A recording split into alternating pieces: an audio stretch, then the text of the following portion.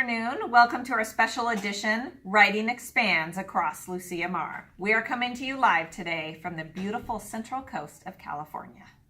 Yes, a big shout out to our Lucia Mar teachers. Thank you for doing what you do every day. Before we get into today's topic, we have some breaking news. This just in, big changes in Lucia Mar's writing program. So first we welcome Thinking Maps, which led us into Right from the Beginning and Beyond. And we've been anxiously awaiting the arrival, and today is the day. It's finally here. The opinion rubrics are finalized. Woo! These are Lucia Mar teacher designed and aligned with state standards for each grade level. Now we can use these rubrics to help guide instruction in the classroom throughout the year. But wait, there's more. We've heard that you also would like student exemplars for every grade level and every domain. And we have those ready for you today. That sure sounds like a great, much needed change, Debbie. Adios, SAT rubric. I can't wait to see where we go next. Yes, a much needed change. And much like our previous experience with rubrics, our recent weather has been all over the place too. Let's check in on the latest forecast. Looks like a really good chance of rain this afternoon. Let's take a peek into one of our neighboring districts' rainy day recess classrooms.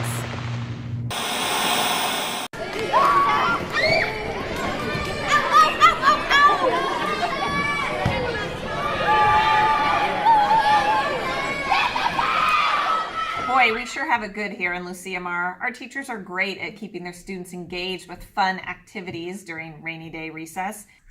Even so, I bet they're sure glad they're not stuck inside on rainy day schedule today with energetic kids all afternoon. Kelly, I heard that you had the opportunity to participate in an interview with Ron Walton. Let's view that footage. Hi Kelly, how you doing today? I'm doing great, Mr. Walton. So I'm hearing a lot about the DWA this year. I know we're developing rubrics, it's extended down to the TK to 6, a lot of teacher involvement. Why the change? Yes, well, it's been really an exciting year. We have been working hard to develop some common understandings and expectations around student writing, and specifically around opinion or argumentative writing. There have been a lot of great results about student work, which we're looking forward to more of those conversations. And one of our big goals this year was to create a packet of anchor papers at each grade level with exemplars, with examples of papers at every level, along with some explanations about why those papers scored the way they did. I'm hearing a lot about the anchor paper selection process and what you went through. Can you tell me a little bit more about that? Sure. Our whole outline or sequence of events was back in February. All TK through 6th grade teachers gave an opinion-based writing prompt, and in 3rd through 6th grade that included sources that the students had to read.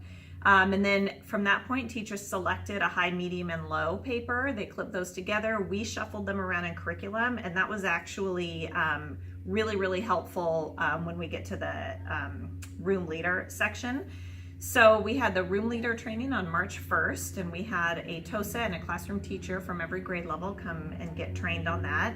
On that day, those teachers were trained on the rubric and trained on calibrating scores, and then they started the selection process for the anchor papers. So they used those high, medium, and low papers that teachers had already pulled, which was really helpful.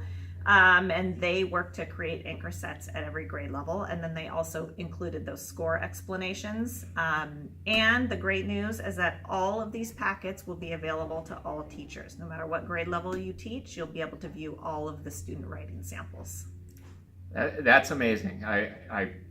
I mean, anybody who knows me knows how much I'm excited about kids who write. I love watching them writing over time, and to see us going deeper now and extending it down into the primary grades is really cool.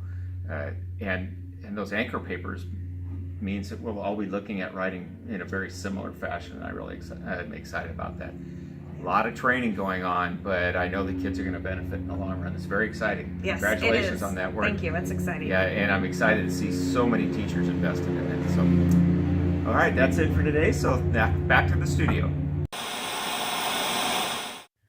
Wow, Kelly, that was some great information. Thank you so much. So let's look ahead at where Lucia Mar is heading with their writing program in the 18-19 school year. We're going to start out by beefing up your writing toolkit by transitioning to narrative. So during May, we're going to ask for some volunteers to give a writing prompt in the area of narrative, and that's going to be our first step.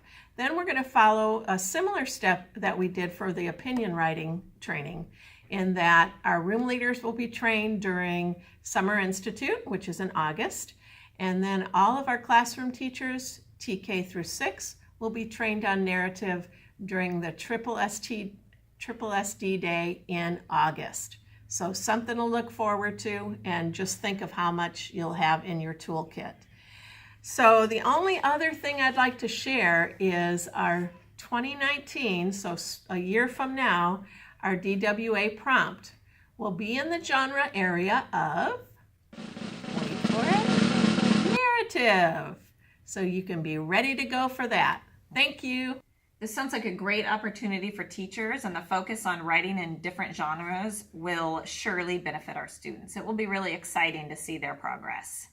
Well, Debbie, before we wrap things up, let's hand it over to the curriculum team for a final word. A word from our superintendent. I just want to take a moment of your time to think. Due to some technical difficulties, we will only hear the audio of her message.